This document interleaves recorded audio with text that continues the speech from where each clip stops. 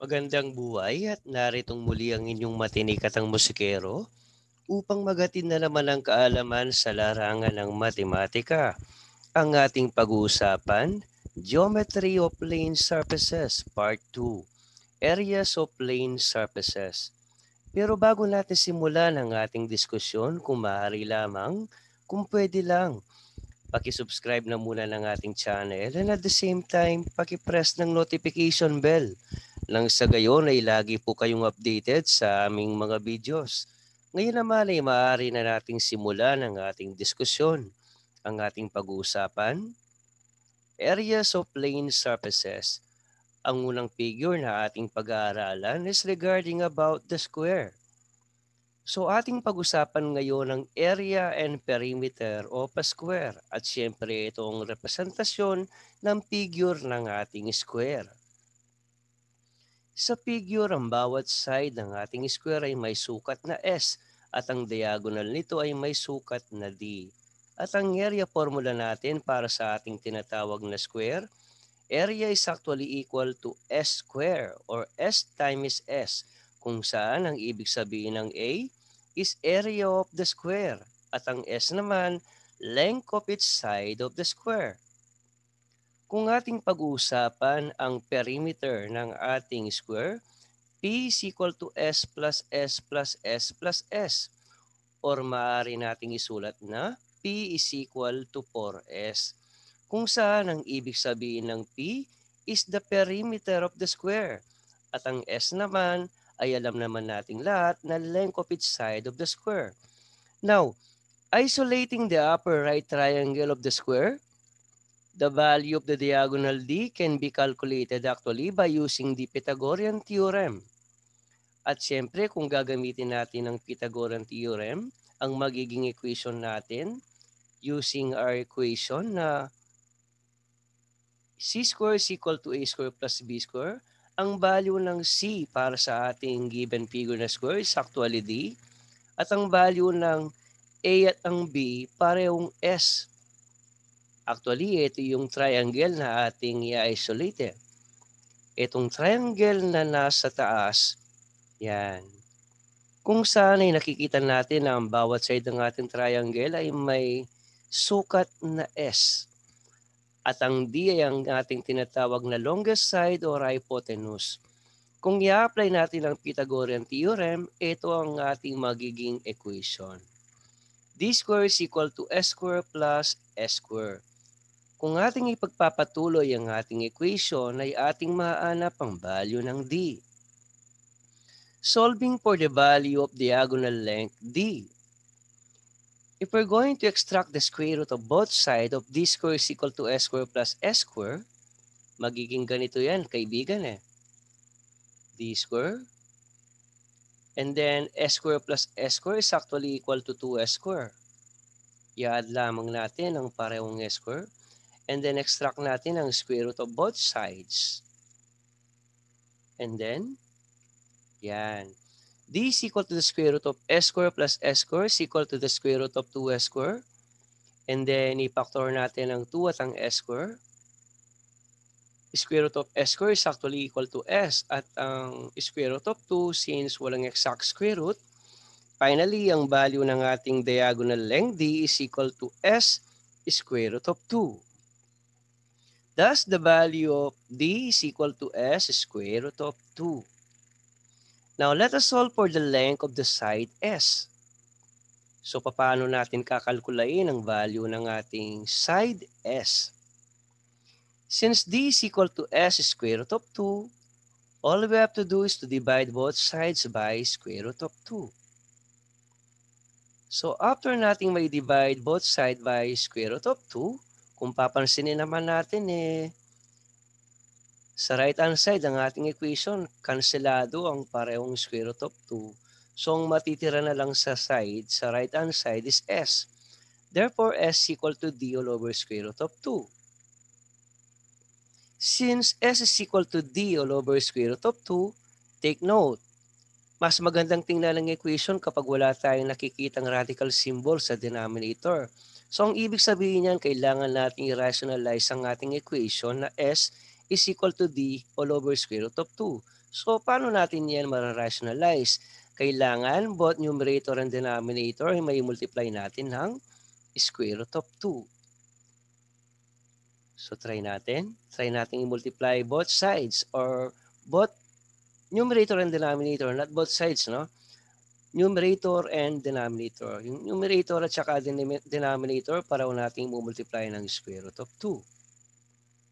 Sa denominator, square root of 2 times square root of 2 is square root of 4 at ang square root ng 4 is equal to 2. Finally, S is equal to square root of 2 times d all over 2. Yan ngayon ang length of each side ng ating square. Para sa continuation ng ating discussion regarding about the square, next slide tayo. Substitute the value of S to the area formula of the square. A is equal to S squared.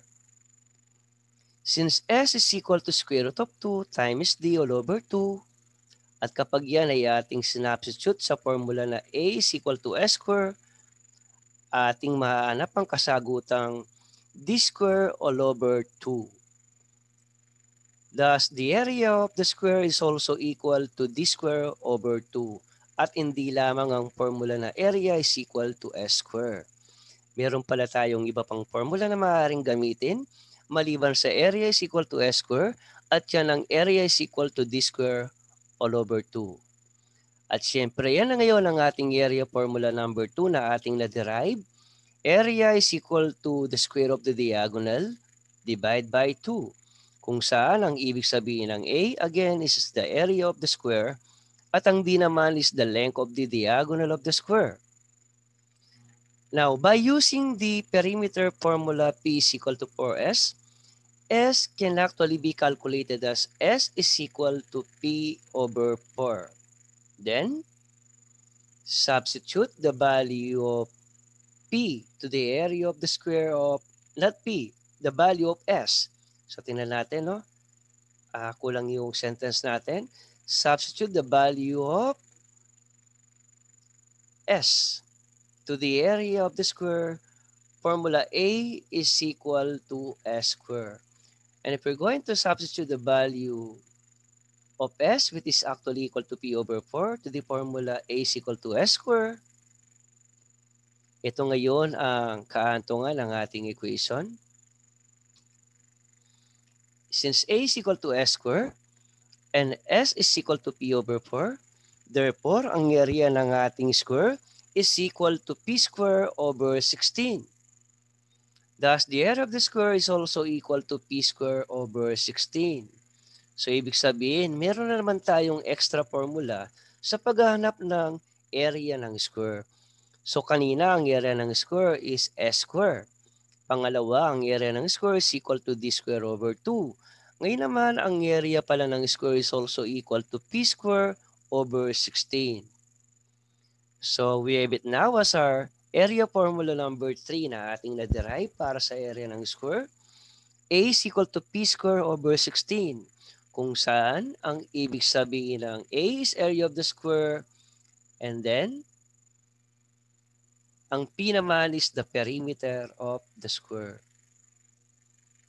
Ngayon ay ating bigyan ng buhay ang lahat ng ating mga formulas na ating napag-aralan sa pamamagitan ng pagsosolve ng mga sample problems natin. For example number 1, the side of a square is 5 meters. Find the area of the square in square meter. So napakadali. Since given ang value ng S which is actually equal to 5 meters, so madali na lang kalkulain ang area ng ating square. Para sa ating solusyon, the square's area is actually S times S or A is equal to S squared, wherein the value of S is equal to 5 meters. 5 is the side of the square. Therefore, the area is equal to 5 times 5 equals 25 square meters. Let us now proceed to our example number 2. The side of a square is 5 centimeter. If its side is double, how many times is the area of the new square bigger than the area of the old square? So kung bawat side ng ating square ay ating dodoblin, dating 5 cm ang side ng bawat side ng square, ngayon naman ay magiging 10 cm na ang bawat side ng square. So ang tanong, how many times is the area of the new square bigger than the area of the old square? So yan ang ating aalamin ngayon. Para sa simula ng ating solusyon, atin munang kalkulain ang area ng first square. The area of the first square is 5 times 5 equals 25 square centimeter. At yan ang area ng ating maliit na square. The area of the new square, actually the bigger square, is 10 times 10 equals 100 square centimeter. Kung ating papansinin, ang maliit na square ay magiging 4 na ulit ang laki ng new square dito. Okay, tingnan natin. The area is 4 times bigger.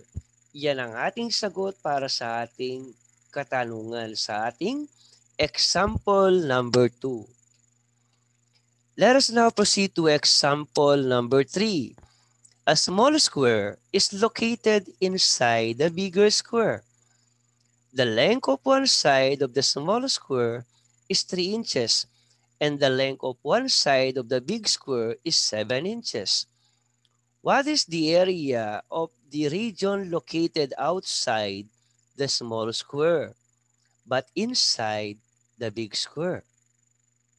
Solution: let A sub 1 be the area of the big square and S sub 1 be the length of each side of the bigger square. Ang value ng ating S1, 7 inches. And then A is equal to square of S sub 1 equals square of 7 equals to 49 square inches. Let A sub 2 be the area of a small square and S sub 2 be the length of each side of the small square. S sub 2 is equal to 3 inches. And the area of the square of S sub 2 is equal to 3 square is equal to 9 square inches. Finally, the area of the region located outside the small square is equal to 49 minus 9. At ang ating final answer, 40 square inches. At yan ngayon ang ating example number 3. Let us now proceed to example number 4. Find the area of the square of side 16 centimeters. Solution process. The side of the square or each side of the square is having a measurement of S equals 16 centimeters. The area of the square, A is equal to S square. So dapat small letter S lang ito, no? Correct ko lang, no? Yan, small letter S yan. So this is S, small letter S. So proceed tayo. The value of A, 16, that is why direct substitution, 16 square. And the square of 16 is actually equal to 256. Thus, the area of our square is equal to 256 square centimeters. Let us now proceed to example number 5. Determine the area of the square if its perimeter is equal to 64 inches. Di ba't ating napag-aralan kanina ang additional formula ng area ng square? At ang formula natin is P square over 16. Para sa ating solusyon, since ang perimeter is equal to 64, at ang area ng perimeter, at ang area ng square is equal to the square of perimeter of the square all over 16. Area now is equal to the square of 64 divided by 16. Ang ating final answer, 256 square inches.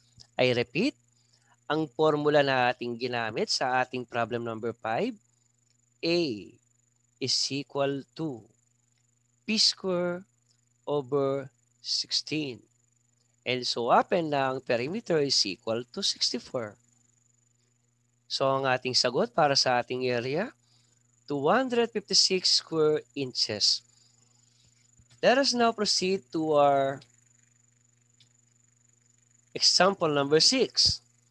Find the area of the square having a diagonal length of 16 square root of 2 units. Sa problem number 6, ang given naman is the diagonal length D. Hindi ba't atin ding napag-aralan kanina na derive ang formula ng area ng square? Kung ang given is the diagonal length of the square? Para sa ating solusyon, para ating magamit ang formula na ating na-derive kanina. Ang value ng ating D is equal to 16 square root of 2 inches. At ang formula na ating gagamitin, the area is equal to D square over 2. Ang ganda nito, hindi na natin kailangan hanapin pa ang value ng S para lang makalculate natin ang formula ng area ng square, since usually ang alam lang natin na formula is A is equal to S square. Pero ngayon, dahil alam naman natin na may formula pala, na kapag given is perimeter, na direct formula sa paghanap ng area, at direct formula din ang paghanap ng area ng square kapag ang given is the diagonal length of the square. The area now is equal to D square over 2. Direct substitution. The area is equal to the square of 16 square root of 2 all over 2. At ang ating value, ang ating final answer, 256 square inches. Yan ngayon ang kasagutan para sa ating example number 6. Okay, let us proceed to the next problem. Find the perimeter of the square having each side length of 16 units. So ano daw ang perimeter ng ating square kapag ang bawat side nito ay may 16 units? Solution? Since S is equal to 16 units, at ang formula ng perimeter ng square is equal to 4S, direct substitution. Perimeter is equal to 4 times 16. And our answer is equal to 64 inches. Hanggang sa muli, maraming salamat po. Papuri sa Diyos magpakailanman. Mabuhay ang bawat kabataang Pilipino. Maraming salamat po.